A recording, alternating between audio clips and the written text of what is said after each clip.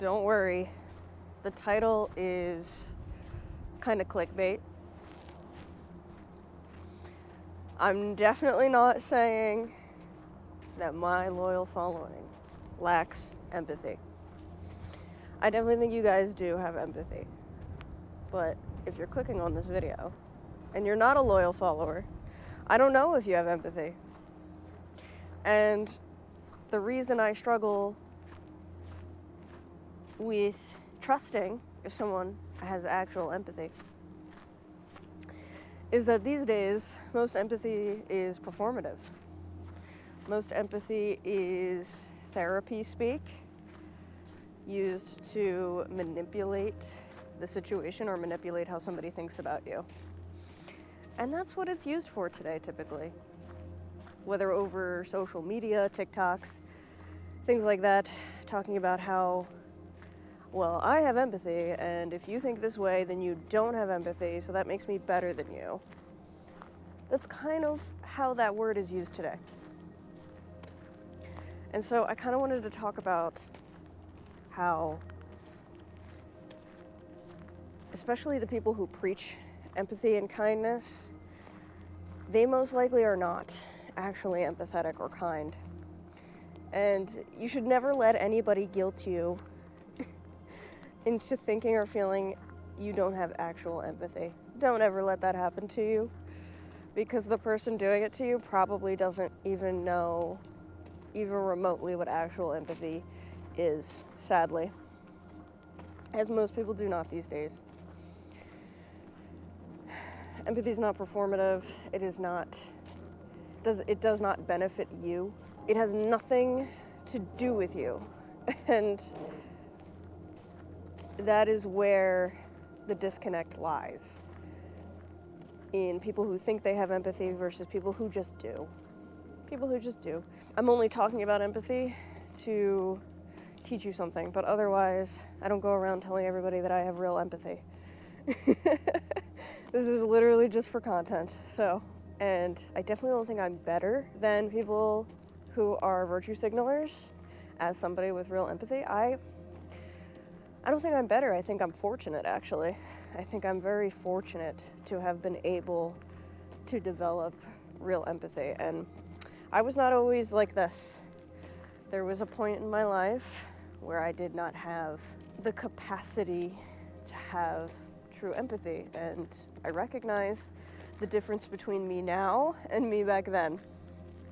And one of those huge differences was I had a huge ego, and I was very defensive.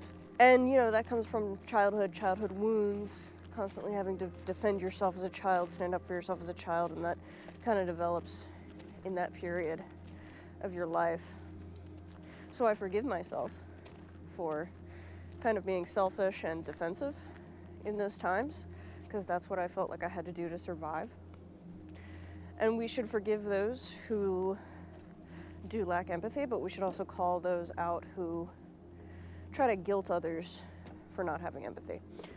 I'm not guilting you today if you feel that you struggle with empathy. I think we all develop in time, and all it takes is some good old self-awareness. And that's what I'm here for, is to teach you these things. So, welcome to Treu Sovereignty, where we're mastering our minds so we can reclaim our peace. And on this channel, we are intertwining self-improvement with critical thinking, because you can't have one without the other. In order to understand the world around you and be objective and critically thinking about the world around you, and not fall into some sort of a cult or groupthink or hive mind, you must understand yourself. You must understand the complexity within yourself, the nuance, and be completely self-aware. It's very hard to do. Sometimes I don't even know how I got here fully, but me making this channel is actually kind of helping me realize how I did get here. And, you know, having this channel is not just to help other people, but what I've been noticing is that it's also helping me and myself and my own self-development, because self-development is a lifelong journey. So, join my great community. You will find them in the comments down below. They are intelligent, insightful, awesome human beings. So, I definitely thank you guys, and please, if you are new, like, comment, share, and subscribe. Tell me that you're here.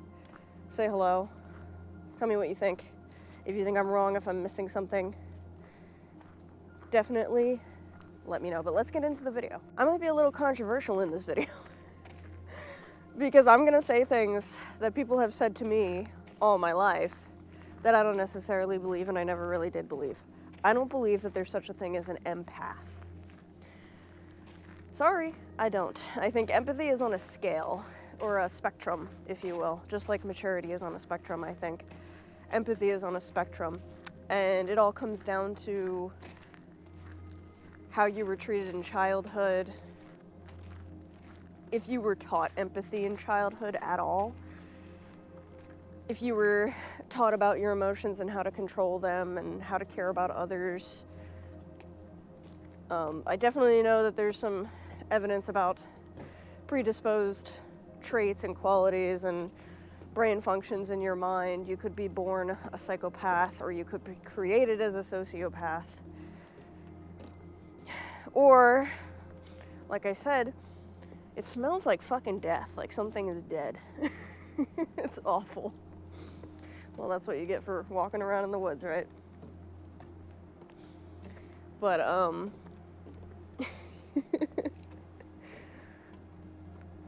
but growing up, it's depending on how you're raised, really, how well your empathy develops. It's taught, it's environmental, and it also kind of depends on your brain function and the predisposed ways your brain is to function, and that can be very genetic. But ultimately, I think after a certain age, the empathy that you continue to develop is reliant upon you. I think we get confused what empath is. I don't think an empath exists, because I don't think that somebody is born with an extreme amount of empathy that somebody else could just never achieve, like somebody else who doesn't identify as an empath. Now, if your definition of an empath is anybody who's not a sociopath or a psychopath or somebody who doesn't have antisocial personality disorder, okay.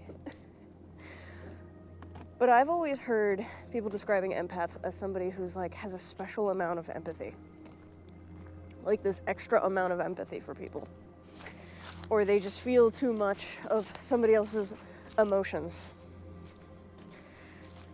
And I don't know. I have trouble with that, because sometimes I do feel like humans want to feel special sometimes, so they make up these things like non-binary and empath and divine feminine to feel like they're special, when in reality they're just performing basic human functions.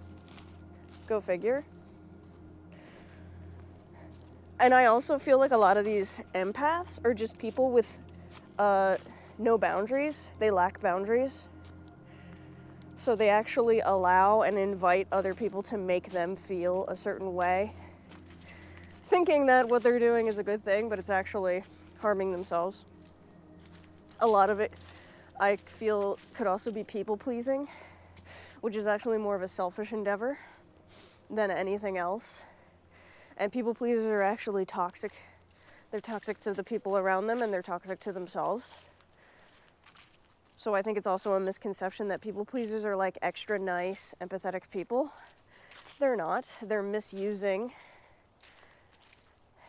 their care for other people, because their care for other people stems from a fear of abandonment and being disliked, or criticism, bad criticism.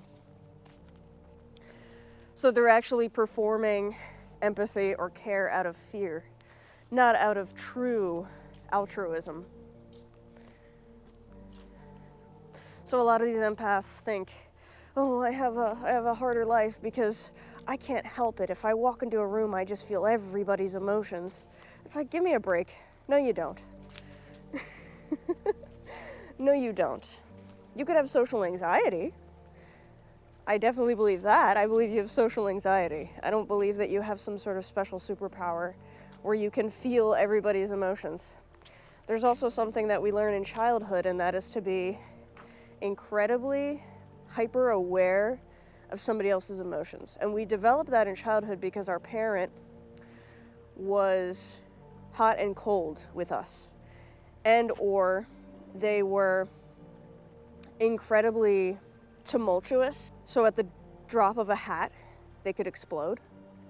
So you as a child, in order to survive, had to be hyper aware of the parent's emotion, in order to not upset them, in order to make sure that you didn't get yelled at, or that you were safe, that you could get to a safe space if you could sense that the parent was not in a good mood. So that's something that we develop very young in childhood, and as we grow up, the pattern stays, unfortunately, and we become very hyper aware of our partner or our friends or coworkers. We become very hyper aware of what they're feeling, again, to kind of avoid conflict. That's not empathy. That's not being an empath. That's totally different. Again, you're operating from fear. Empathy is not operating from fear. Operating from fear, unfortunately, creates a number of things within the human psyche that are not very good. Living in survival mode creates selfishness, it creates stupidity, it creates defensiveness and outbursts, the inability to be self-aware, and the inability to rationalize what you're actually feeling, and the inability to be empathetic. So a lot of people are living in survival mode. Most people, I feel like, are living in survival mode. And you have to get out of that survival mode to actually experience true empathy, true self-awareness, rationality, logical thoughts, logical thinking, critical thinking. You need to get out of that survival mode. In order to do that, well, that's another topic for another day, but you gotta heal, you gotta go to therapy, CBT therapy, DBT therapy, letting go of resentments, letting go of toxic attachments, shadow work. There is just tons to do. It's a lot of work to get out of survival mode, believe me, I was there. But let's talk about how you can further develop your empathy. Simple, yet daunting. To further develop your empathy, you need to love yourself unconditionally. That is kind of the step one. You know how they say you need to apply your mask first before you put it onto somebody else in a plane that is falling out of the sky? It's the same shit. You need to take care of you before you can ever take care of anybody else, or even have the wherewithal to fully and unconditionally even think to take care of somebody else. That's where a lot of parents, honestly, unfortunately, fuck up, because they have children when they're still themselves stuck in a survival mode, and they put their unhealthy, toxic patterns onto their children without realizing it. Because, like I said, when you are stuck in survival mode, when you are stuck in a mode of fear, which most people are, empathy goes out the window. It doesn't mean you're a bad person. It doesn't mean you don't love your children, or love your spouse, or love your friends, or love your family. It just means that your self-protection wall is up. You have a wall of self-protection kind of blocking you from that pure empathetic state. And you know, once you go through the healing and you let your walls down and you kind of experience that ego death, which I don't call it an ego death. I don't believe in ego death. You will always have an ego. You will never kill your ego. I call it the taming of the ego. When you tame your ego and you live through your true self as opposed to living from ego, I'm not saying that it's a magical pill that you've now taken, that you are now just great and purely empathetic. You will still have moments where you're triggered, where your walls will come back up, where you will put yourself before somebody else, where you might not feel empathy for anyone and everyone.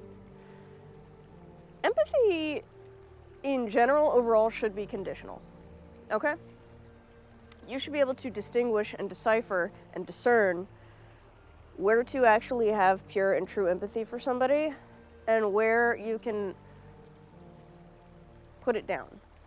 Because if you don't do that, then you will be abandoning yourself, and it will almost be a people-pleasing experience. So you will make mistakes, even when you heal. You will learn, and this is something that I'm learning, you will learn, it still smells like fucking death out here. It's awful. It sucks. But I've walked really far too. This is something that I'm learning. It's how to balance having empathy for somebody else and having empathy for yourself at the same exact time. Caring about somebody else's feelings while also not abandoning yourself. This is something that you need to learn to balance. But self-love comes first, always. It needs to come first in the process, and it also needs to come first when you are asking yourself, okay, I need to think about me, but I also need to think about them, but I also need to think, And I do understand that this is also not for every situation. Like, when you have children, they obviously have to come first, even before you. So it's a little bit different with children. And not only that, but I do think when you have children, your empathy naturally grows. Not for everybody. There are still really horrific parents out there, believe me, I know that. But I do believe if you're an average person with an average understanding of emotions and empathy, your empathy will actually naturally grow if you have a child. Like, you'll hear a lot of these guys, like men, who are very tough. They've got a tough outer shell exterior, but then they soften, especially if they have a daughter. The simple explanation for how to develop empathy is first, love yourself. Heal. Release wounds, release resentments, release hatred, release fear to the best of your ability. And in order to do this, I already mentioned it, but you go to therapy, you do your shadow work. I mean, this could be a video in and of itself, how to get empathy. That could be a video in and of itself. But the more you mature, the more empathy you develop, actually. So, maturing is another thing. And I also have a video on how to tell if you're actually mature. And empathy makes an appearance. I should make a video on how to mature. Because maturing, at least for me, was a huge part of how I developed empathy. Because the reason I was not empathetic before, as a young person in my 20s, I was more selfish. I had my walls up. And the reason I didn't have empathy was because I didn't have space for it. I didn't have the capacity for it. Because when you are immature, you're naturally selfish. You think about yourself. You're trying to protect yourself. You're self-indulgent. You're looking out for yourself. I can think about the things that I used to do in my 20s and say to myself, I never once thought about how I was making somebody else feel. So ask yourself today, do you ever ask yourself, how could that have made them feel? If someone tells you that you hurt them, are you immediately defensive, or are you looking to solve the issue? Because I can tell you right now, if you're immediately defensive, then you are immature. Emotionally immature. You're going to go through your whole life most likely hurting people if you don't get this under control. And even when you mature, you're still going to end up hurting people.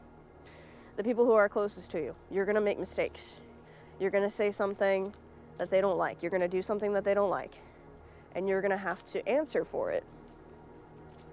Even if you didn't intend to hurt them, you need to have enough of the taming of the ego to be able to apologize. Let your pride down, put your pride away, and simply care about how they feel without thinking that you're bad, without thinking that you're a horrible person, without thinking that there's something wrong with you. It's not about you half the time. Majority of the time, it's not about you. And when you tame that ego, when you're living from your true self, who you truly are, instead of living from ego, all of this will be much simpler. So you kind of have to, tame your ego, murder your ego, whatever you want to call it, as well. That is part of it. Ego death, spiritual awakening, it all has merit to it, even if you're not spiritual. There's definitely merit in, if you want to look into spiritual awakening, DBT therapy especially, Stoicism. These three almost philosophies, they're all kind of intertwined, and they all kind of tell you how to do these things. So if you want to look a little bit deeper into it, maybe I'll make a video on it. We'll see, because this video is now getting too long because I'm rambling again. So there is a debate on whether true altruism is real or not. And what is altruism? Altruism is purely caring about somebody and having empathy without any benefit, without anything involving you at all whatsoever. There is a debate about it. I will bring up a study to prove my stance. My stance is that altruism is achievable. As a little anecdotal experience of my own, I experience altruism all the time. Now that I have developed my empathy fully, that's just my own anecdotal experience, but I have a study for you that you can actually look into if you're into that kind of stuff. It's called the Elaine Study by C. Daniel Batson, where Elaine was, in another room, and she was receiving electrical shocks. So the participants were given two options. They could either stay and help relieve Elaine's pain, which they didn't know if Elaine was actually receiving pain or not, but it was told to them that she was, and they could hear her. So they could stay and help Elaine, or they could leave with no consequences, 0 consequences. So the study was to kind of show that if these people are hearing somebody in pain, and they would go relieve her of some pain by taking some shocks themselves, there is literally no benefit to helping Elaine. They don't see her, they only hear her. They don't know her, she's a stranger. They don't know if she even fucking exists. They could just be playing like a radio noise for all they knew of a woman screaming in pain. So the results were that some of the participants did go and relieve some of Elaine's pain by taking electrical shocks, and thereby relieving Elaine of some of the electrical shocks that she was receiving. This can suggest multiple things, though, so the study is slightly inconclusive still, because despite the fact that they're free to leave without consequences, they could still have guilt, right? And a lot of people live off of this, well, I want to be a good person because I don't want to look back to see who I was in that moment and felt I should have done something. You know, it's kind of like the dilemma of if you hear a crying baby in the fire or a dog barking in like a house that's on fire, and you're not a firefighter, you're literally just a citizen. Do you go in, risk your life to save them? A lot of people would say yes, just purely based off of that underlying feeling of guilt. A lot of people would say no because they're trying to protect themselves. They'll call 911 instead, while knowing that the baby or the dog probably will die before they get there. And a lot of people would say yes, purely, I believe, because they want to, because they feel that it's their duty. Not necessarily because they would feel guilty if they didn't, but they just feel that it's who they are. And that's kind of like where I feel like I lie. I don't do things to help people because I think I'll feel guilty about it later. That just doesn't cross my mind. Now, there could be a lot of things happening inside of me subconsciously that I just don't know about, because a lot of what we do and think and behave as is subconscious, unfortunately. I can't sit here and say that everything I do is altruistic, because it's not. You know, I make this channel, yes, to help people, but I also take pleasure and enjoyment in talking to a camera in the woods. I just do. I have a lot of fun ideas in my mind that I like to get out, and I think it's enjoyable. So that's not purely altruistic of me. There is an element to helping people that I take pleasure in. I like helping people. I definitely do. Like, I question if I were to go to a hospital and help, you know, St. Jude's Children's Hospital cancer patients. Wow, I said that horribly. What the fuck? If I were to go help children with cancer, that is not something that I would particularly do to look good or to feel good about myself. Number one, because it's kind of sad to go there and to see that. I think childhood cancer is probably one of the most devastating things on this planet. One of the most unfair, horrific, devastating things you could subject yourself to see something like that. So if I were to do something like that, I think that that would be on the altruistic side of things. You know, we could say altruism is a spectrum. There's a lot of like bystanders too. I mean, if you see like an old lady fall in the middle of the road, or even somebody getting attacked, a lot of people will just stand around and watch, you know, but what about the people who actually do something about it? What do they gain from it, you know? I mean, one way you can tell if someone is doing something, unfortunately, it's not truly altruistic, is if they have a camera with them. Now, I do understand, like, making TikToks about, like, homeless people and then giving the homeless people food through the funding of TikTok. I get that. I do. But, like, on the smaller scale, if you don't make money from TikTok and you're just filming homeless people, I don't understand that. I really don't. Or you're filming yourself helping homeless people. I don't know. Whatever. At least you're fucking helping somebody, right? Do we have to be truly altruistic for it to really matter? If we're actually just doing good and not doing harm in this world, I think that's kind of what matters. I don't think we have to worry if we're being truly altruistic, truly empathetic. We do have to worry if we're being truly empathetic, though. And I'll get to that in a second.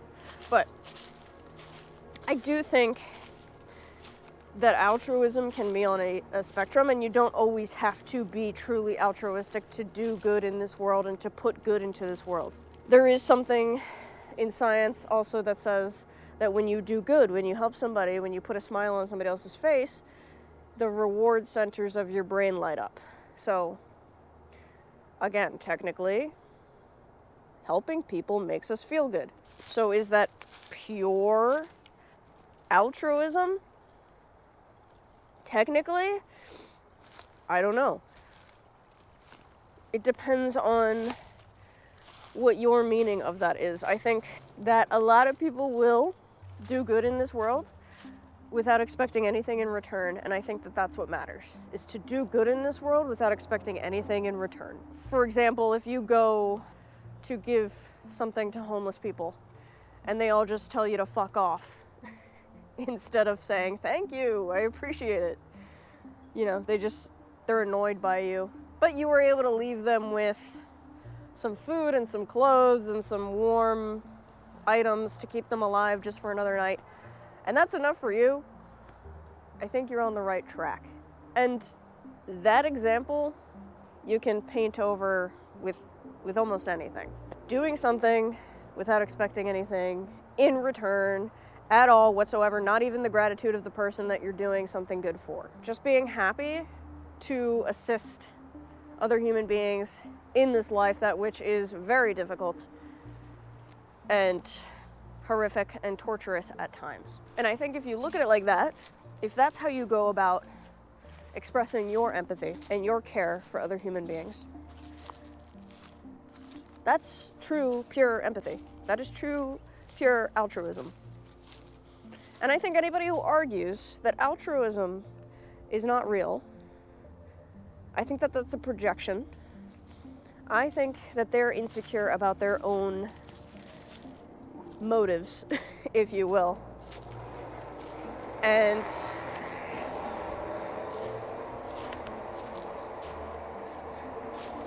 my God, that was loud. Christ almighty. There you go.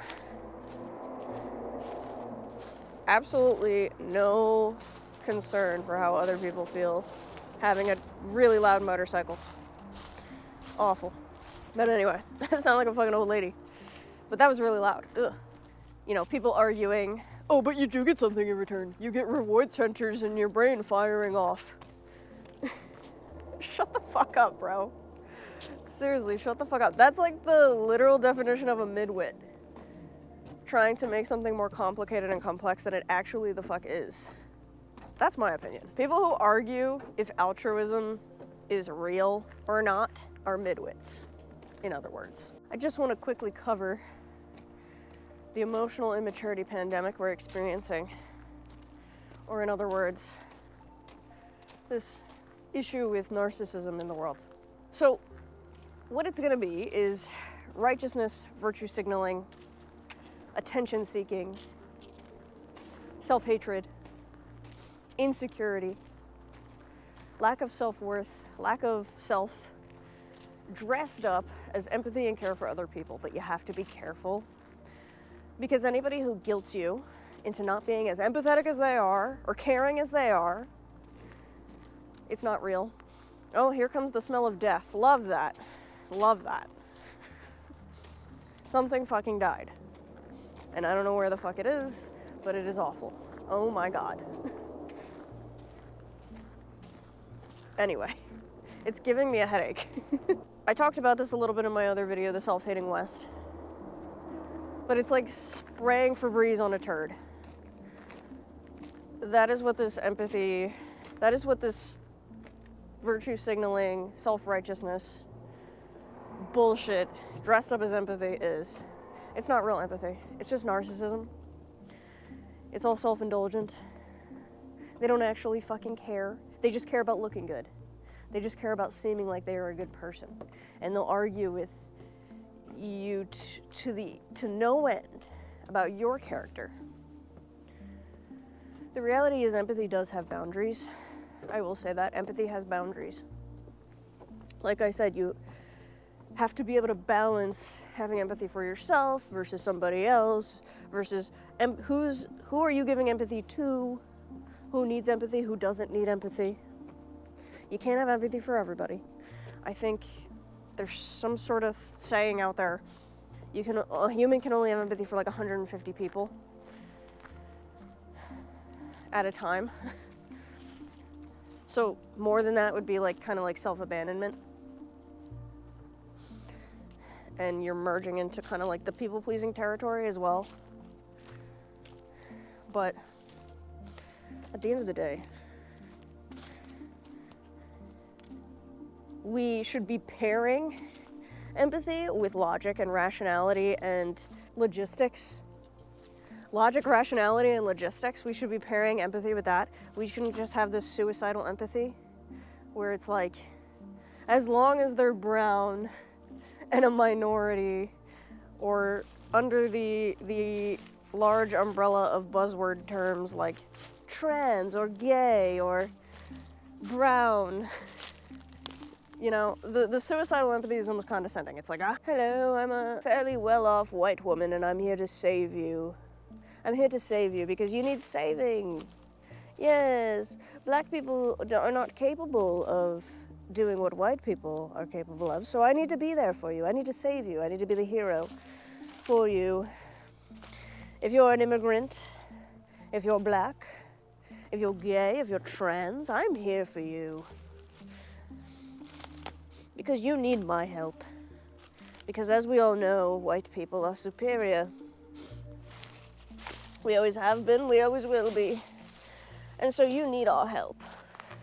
I need to save you because that is my purpose in life. Is to save the brown person. That is not real empathy. And that is what most people these days seem to be expressing. Unfortunately. It's exacerbated and inflamed by social media because now we have phones. Everybody has a fucking camera and a fucking platform to share their ideas. It's like, oh God, it's disgusting. It's ultra sickening, honestly, these people. Because you could just, like, feel the fakeness, like, emanating off of them, like a disgusting odor. And you feel it through a phone. You feel it when they're in front of you. Yeah, don't be like that. Don't be the British Emily. Don't be British Emily. Be regular American Emily. That's the only way that I could really explain that, was just to, like, become British for some reason and talk like I'm one of those people. Because that's just how I picture them. That's just how I picture them in their minds. Like, that's how they talk to themselves in their minds. I'm such a good person. I am so good.